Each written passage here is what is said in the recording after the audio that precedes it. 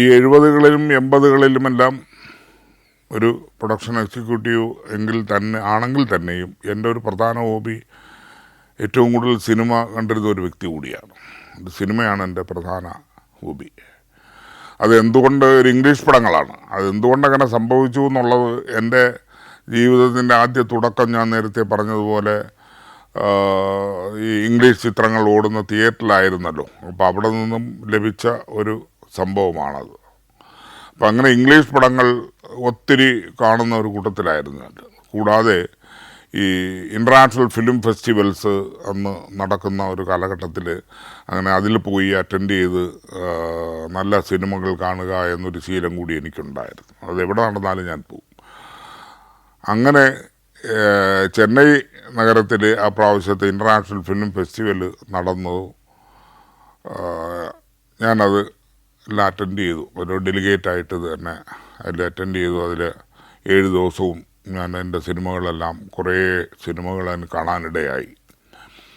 അതിൽ ഒരു സിനിമയുടെ കഥാതന്തു, ഒരു കൊറിയൻ സിനിമയാണ്.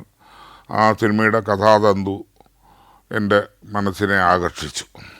അപ്പം എന്തെങ്കിലും എനിക്കൊരു സിനിമ നിർമ്മിക്കണം, നിർമ്മിക്കുന്നെങ്കിൽ ഈ സിനിമ ഈ കഥയായിരിക്കണം എന്നുള്ളതാണ് എൻ്റെ ഒരു ആഗ്രഹമായിരുന്നു. അത് മാത്രമല്ല, ഒരു വല്ലാത്ത ആഗ്രഹം വന്ന് ഈ ഫെസ്റ്റിവലിലെല്ലാം അവാർഡുകൾ ഓരോരുത്തർ ചെയ്തവർ വാങ്ങിക്കുന്നത് കാണുമ്പോൾ തന്നെ നമുക്കും ഒരു മോഹം ഉള്ളിൻ്റെ ഉള്ളിൽ വന്നു തുടങ്ങി.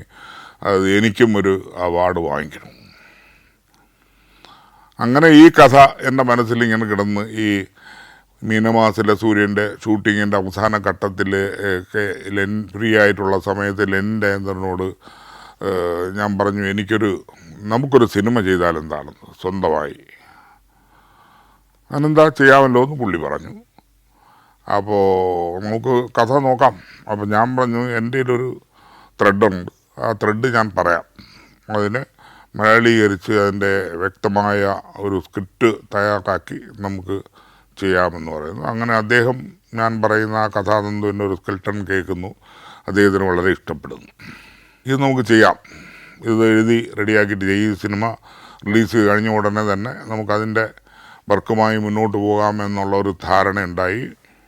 അപ്പം ഞാനിങ്ങനെ സ്വപ്നം കാണുകയാണ്. ലെനിൻ്റെ അറിയപ്പെടുന്ന സിനിമയാണ്. എന്തായാലും ലെനിനെ സംവിധാനം ചെയ്ത് കഴിഞ്ഞാൽ ആ സിനിമ എന്തുകൊണ്ടും ഭംഗിയാകും. അപ്പം അതുകൊണ്ട് എനിക്കൊരു അവാർഡ് കിട്ടാനുള്ള ഇതെല്ലാം മനസ്സിലിങ്ങനെ സ്വപ്നം കണ്ട് നടക്കുന്നവനായിരുന്നു. അങ്ങനെ ഈ പടം റിലീസ് കഴിഞ്ഞതിന് ശേഷം ആ പടത്തിൻ്റെ വർക്കിലേക്ക് കയറി. ആ പടത്തിൻ്റെ സ്ക്രിപ്റ്റ് എഴുതി തീർത്തു.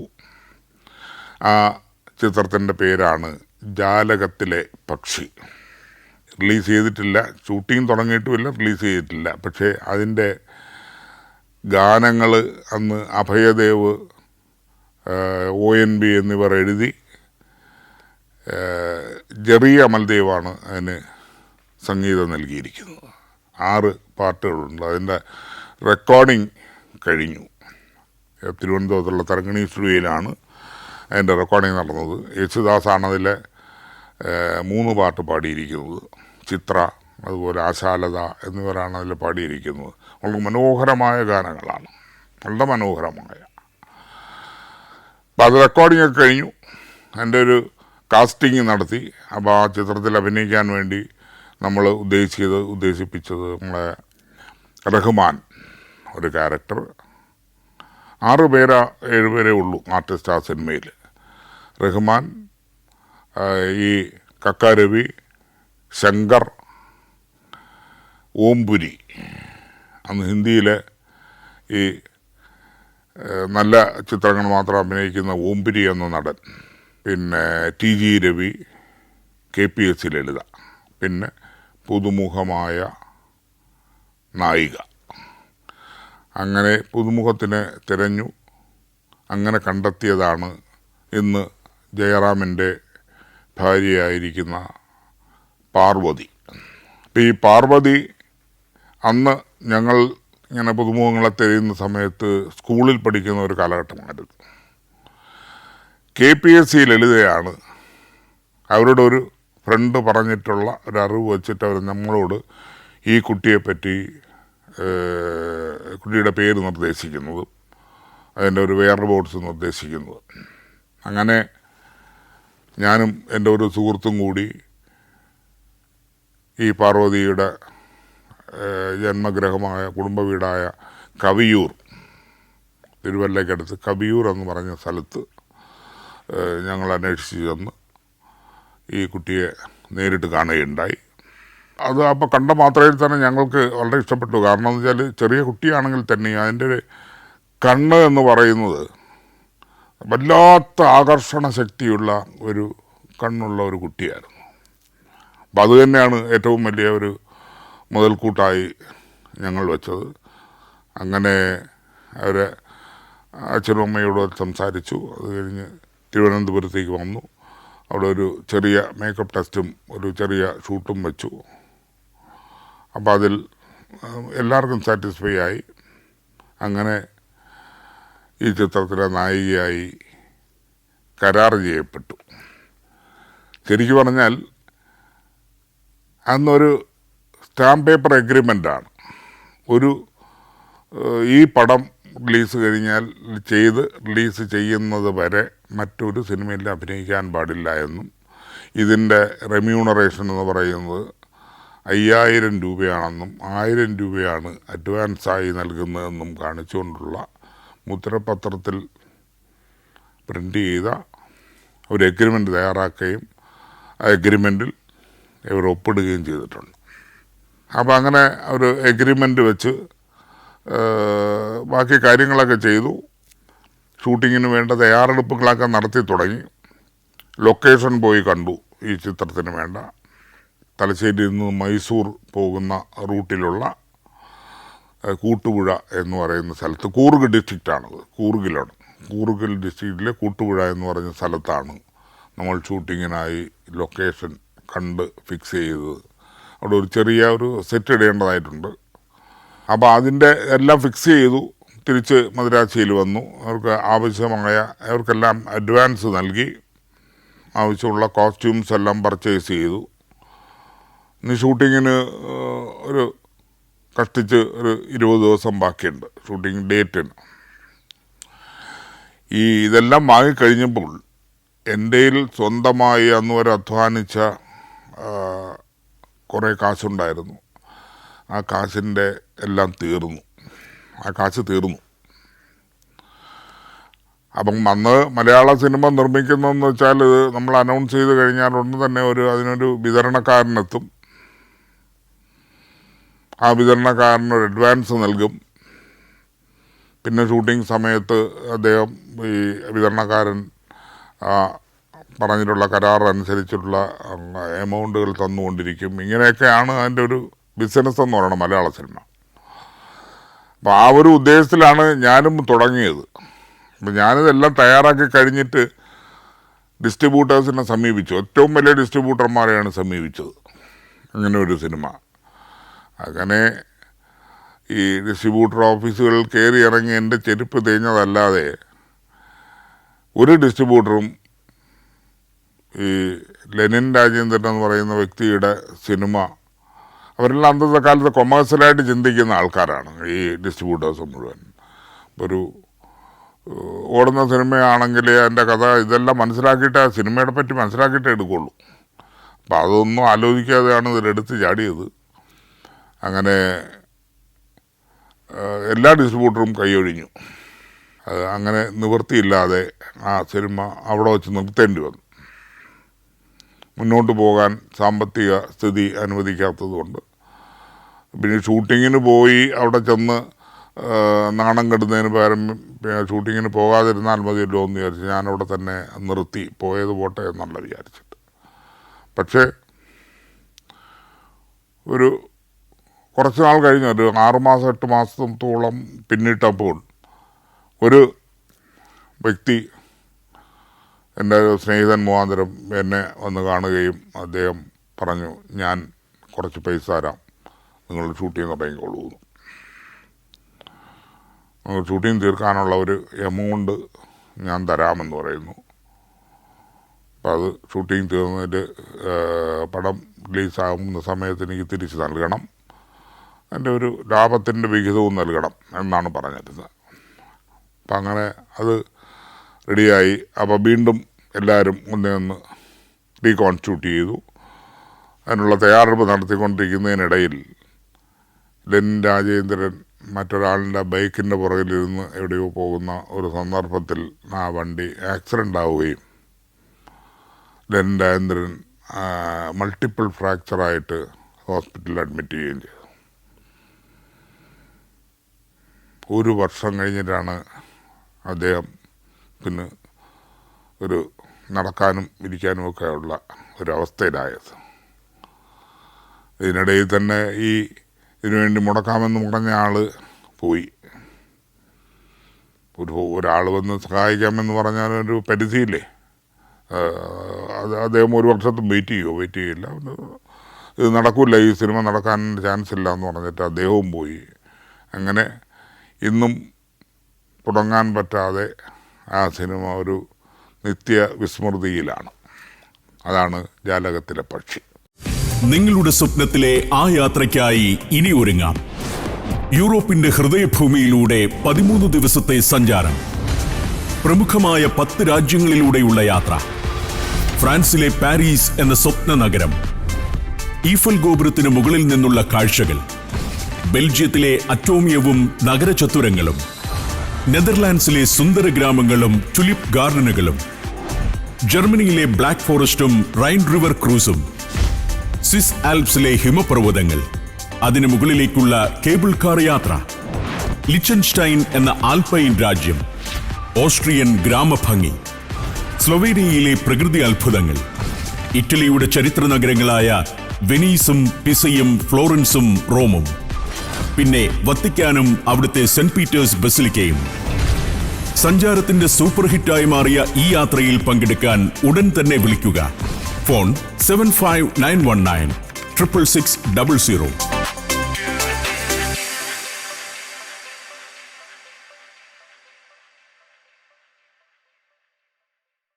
ഈ 1989 കാലഘട്ടത്തിൽ ചെന്നൈയിൽ ജീവിതത്തിൽ എനിക്കൊരു വീഡിയോ ഷോപ്പ് ഉണ്ടായിരുന്നു.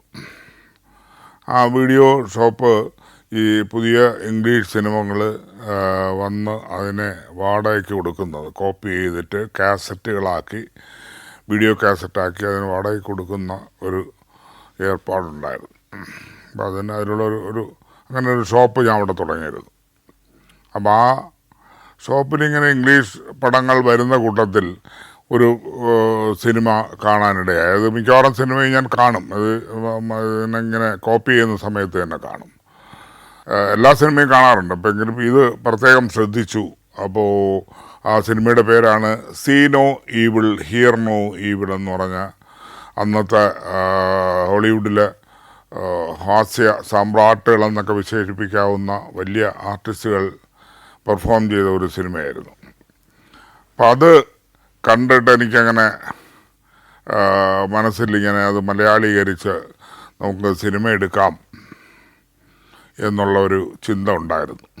അപ്പം അങ്ങനെ ഇരുന്നപ്പോഴാണ് 90-ൽ സ്വന്തമായിട്ടൊരു സിനിമ നിർമ്മിക്കാനുള്ള തയ്യാറെടുപ്പിൽ ഞാൻ ആദ്യം അതിൻ്റെ സംവിധായകനായി നിശ്ചയിച്ചത് വിജി തമ്പിയായിരുന്നു. അപ്പോൾ വിജി തമ്പിയെ എന്തുകൊണ്ട് സംവിധായകനാക്കി ആദ്യത്തെ ചിത്രത്തിനെന്ന് ചോദിച്ചാൽ, വിജി തമ്പിയുമായിട്ട് നല്ല ചങ്ങാത്തത്തിലായിരുന്നു ഞാൻ. അപ്പോൾ അദ്ദേഹത്തോട് ഞാൻ ഈ കഥ പറഞ്ഞപ്പോൾ അദ്ദേഹം കോമഡി സിനിമ അത് നല്ലോണം എടുക്കുകയും ചെയ്യുമെന്നുള്ളൊരു ഉത്തമ വിശ്വാസം ഉള്ളതുകൊണ്ടാണ്. അപ്പോൾ അത് കഥ പറഞ്ഞു. ഇത് നമുക്ക് എടുക്കാം, നല്ല സംഭവമായിരിക്കും, പടം കൂടാവുന്ന ഒരു ഫോർമുലയാണ് ഇതിനകത്തുള്ളത് എന്ന് പറയുകയും അങ്ങനെ ഇത് എഴുത്തുകാരനെ കണ്ടെത്തി.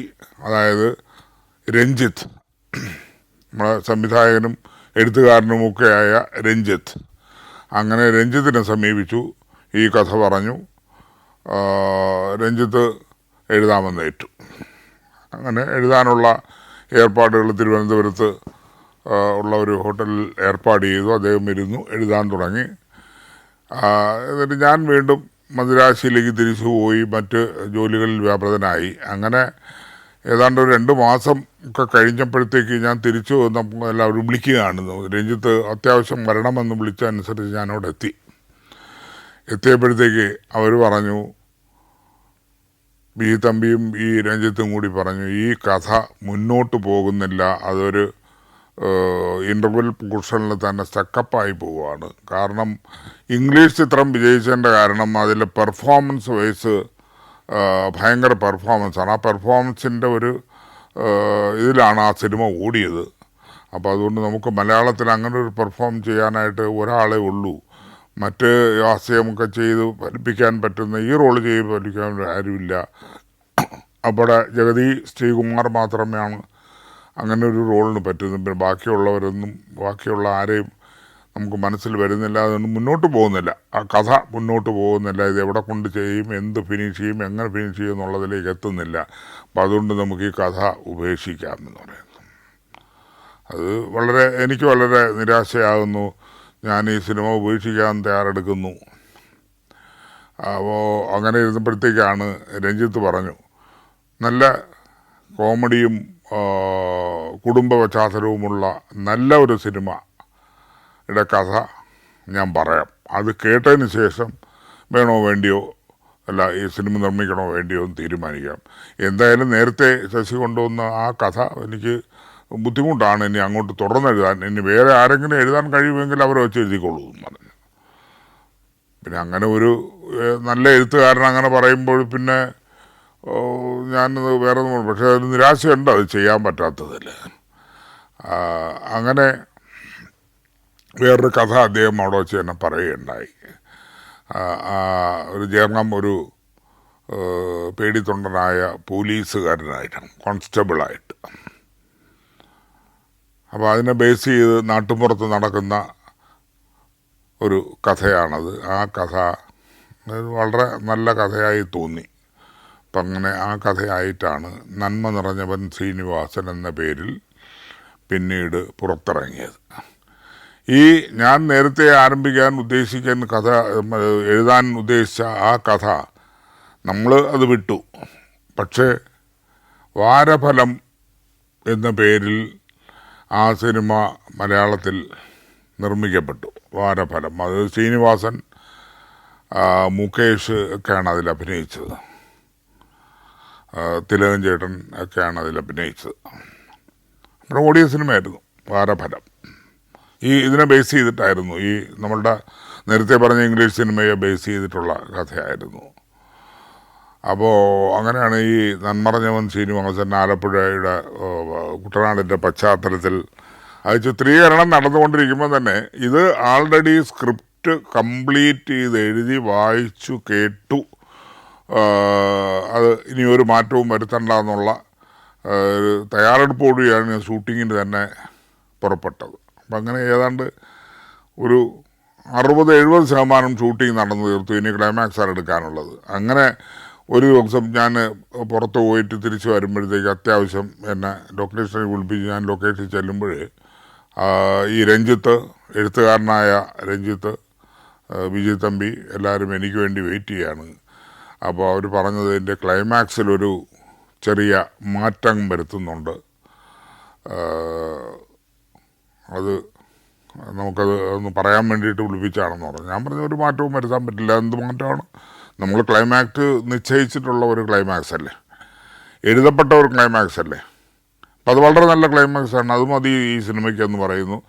അങ്ങനെ ഒരു തർക്കമുടലെടുക്കുകയും അവസാനം വിജയ് തമ്പി ആ ക്ലൈമാക്സ് ആണെങ്കിൽ മാത്രമേ എനിക്കിനി മുന്നോട്ട് പോകാൻ പറ്റുള്ളൂ എന്നുള്ളൊരു സ്റ്റാൻഡിലേക്ക് എത്തുന്നു. അത് ഇന്നത്തെ ഒരു സാഹചര്യത്തിൽ ആണെങ്കിൽ അത് നടക്കില്ല.